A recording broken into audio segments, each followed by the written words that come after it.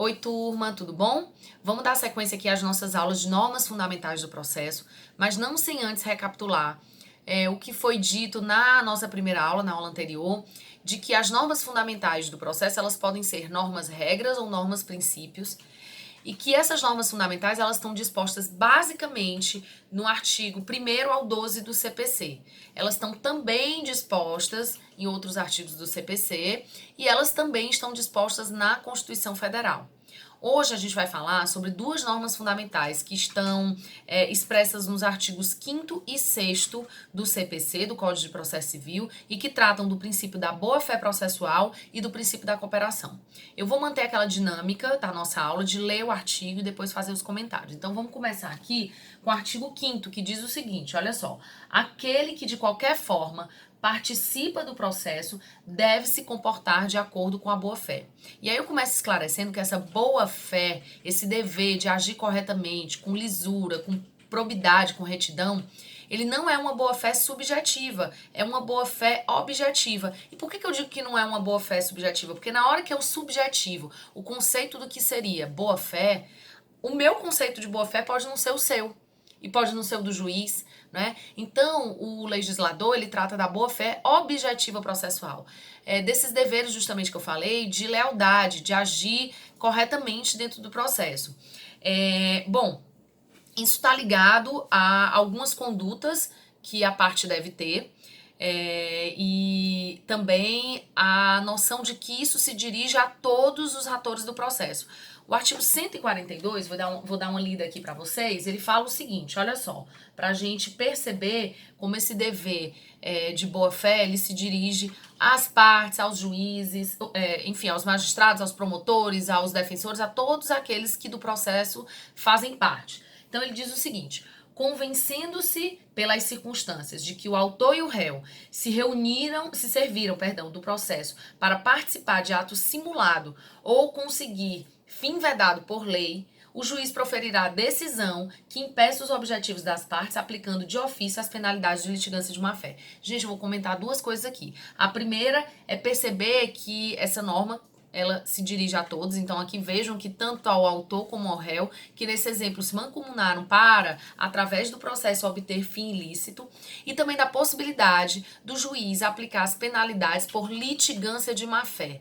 Nós temos nos artigos 79 e seguintes, e aí eu vou logo trazer aqui o artigo 80, a possibilidade de aplicação de penalidades em razão dessa conduta de má-fé que é proibida, que é vedada pelo ordenamento jurídico. O artigo 80, ele traz algumas dessas condutas, né? Como, por exemplo, alterar a verdade dos fatos. Então, algumas vezes a gente se depara com petições no processo trazendo mentiras, inverdades. E eu acho que às vezes as partes elas perdem a noção, juntamente com alguns advogados que agem de forma antiética, de que ganhar a causa não pode ser um fim que justifique os meios, né? Então, o que acontece muitas vezes é isso.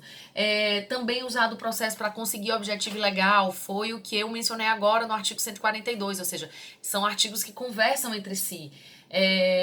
Provocar incidente manifestamente infundado, interpor recurso manifestamente protelatório, ou seja, a parte se valer de alguns expedientes, quando ela sabe que, muito provavelmente, ela não vai ter êxito na sua defesa, isso acontece geralmente com o réu, ela começa a se valer de artimanhas para tumultuar o processo, para procrastinar, para elastecer o prazo, né, de duração daquele processo, que comumente já é muito, muito longo, né? Já não tem uma duração razoável. Isso a gente conversou muito nas nossas aulas, né? Vocês mesmos disseram que conhecem pessoas que têm processo na justiça, que passam aí 5, 10, 15, 20 anos, e muitas vezes não é só em razão de um sistema recursal que a gente possui, ou realmente de condições materiais, ou ausência, eu diria, de condições materiais do nosso judiciário, mas sim, gente, de expedientes, de condutas protelatórias, deliberadamente realizadas com má fé para que esse processo ele dure o maior tempo possível e que a parte que foi procurar o judiciário não obtenha o que ela foi buscar. Então, no artigo 80, isso é descrito como litigância de má fé e o juiz, ele deve condenar, deve aplicar. Não são muitos os juízes que eu, na minha experiência como advogada, vi condenando em litigância de má-fé. É uma cultura ainda que precisa ser absorvida pelos juízes até para coibir essas práticas pelos advogados, pelas partes, mas a lei, ela tá aí, prevendo essa possibilidade. Bom, vamos passar agora para o artigo 6º, que fala do princípio da cooperação. O artigo 6º diz o seguinte: todos os sujeitos do processo, e aí quando ele fala todos, gente, é juiz, é promotor, é defensor público, é advogado, são as próprias partes, né? Elas devem cooperar entre si, ou seja, deve haver uma colaboração mútua para que se obtenha em tempo razoável, olha a duração razoável do processo aí, né? Sendo invocada aqui nesse artigo também. Para que se obtenha em tempo razoável a decisão de mérito justa e efetiva. Efetiva por quê? Porque quando a justiça ela tarda, ela é injustiça, né? Já diria Rui Barbosa, é uma frase célebre dele. Então, quando a pessoa vai buscar no judiciário uma proteção de um direito que está sendo ameaçado, que está sendo violado, ela espera que o judiciário dê uma pronta resposta, uma resposta num tempo razoável. Lógico que definir o que seria tempo razoável é muito complicado, é um conceito muito aberto, mas a ideia é que seja dentro de um tempo útil, porque do contrário essa decisão não vai ter mais o quê? Aplicabilidade prática, não vai servir mais para nada, não vai fazer mais sentido. E nessa caminhada do processo, as partes devem cooperar entre si. Logo quando o CPC entrou em vigor, surgiram muitas críticas a respeito desse artigo, dizendo que, como é que as partes que estão litigando entre si, elas vão cooperar entre si. Parece um pouco contraditório. Mas, na verdade, isso está ligado bem mais também a um dever de agir de forma leal, de forma coerente, sem contradições, né? Dialoga até, gente, com o princípio da boa-fé. Vocês vão perceber que essas normas fundamentais do processo, como elas, em sua maioria, tratam-se de princípios, de normas principiológicas, elas não se excluem entre si. Pelo contrário, elas se complementam. E, eventualmente, quando elas entram em choque, o juiz vai se utilizar do princípio da ponderação, mas isso não quer dizer que um desses princípios seja eliminado, né? Isso aí vale para a norma-regra. Então, é preciso chamar a atenção aqui que o princípio da cooperação, ele instituiu uma nova modalidade de processo civil, de procedimento, que é o processo democrático, o processo colaborativo. No Código de 73, a gente tinha um processo civil marcado muito pelo traço inquisitivo ou inquisitório. Ou seja, o juiz era quase que dono do processo. Ele que tinha o poder de conduzir, né, de forma quase que autoritária, e também detinha o poder decisório, ele continua tendo o poder decisório. Hoje, o CPC, o Código de Processo Civil, ele trouxe alguns dispositivos que flexibilizou esse caráter inquisitivo do nosso processo. Ele tornou o processo mais democrático ao inserir algumas normas dispositivas, ou seja, aquelas normas que permitem as partes, os envolvidos no processo, o autor e o réu, participarem mais da condução desse processo. Um exemplo disso, eu já conversei com vocês em sala de aula, é a possibilidade de se fazer negócios jurídicos processuais, ou seja, acordos referentes ao processo. Então, com isso, o processo fica mais flexibilizado. E a cooperação, ela está muito nisso também, na flexibilização do procedimento, do juiz poder aceitar esses acordos processuais feitos pelas partes, sem que ele fique amarrado a um formalismo extremo da lei.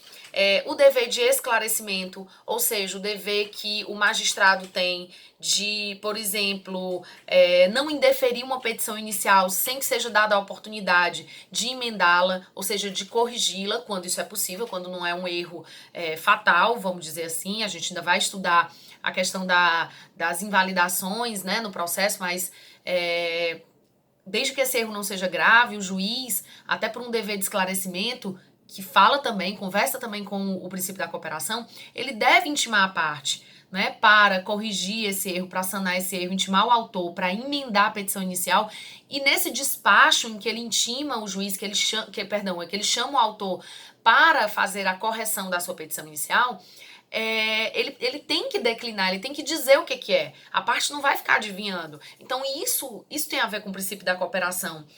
Decisões claras também, para que elas não sofram um recurso de embargo de declaração. A gente não estudou que tipo de recurso é esse, mas eu posso dizer para vocês que basicamente é um recurso que se destina a pedir que o juiz esclareça um ponto obscuro, uma contradição, uma omissão na decisão dele. Então, a cooperação, ela tá aí também, em o juiz proferir decisões bem fundamentadas, decisões claras, para evitar que elas sejam objetos de recursos de embargos declaratórios. O dever de informação, né? Por exemplo, quando o juiz ele vai proferir um julgamento de antecipação, de julgamento antecipado da lide, ou quando ele vai tomar alguma decisão, ele tem que intimar as partes. Isso foi uma novidade que está lá no artigo 10, que eu vou dar uma lida para vocês. A gente vai estudar melhor nas aulas seguintes, mas olha o que diz o artigo 10, que fala da regra da vedação da decisão surpresa. Ele diz o seguinte, ó, que o juiz não pode decidir em grau algum de jurisdição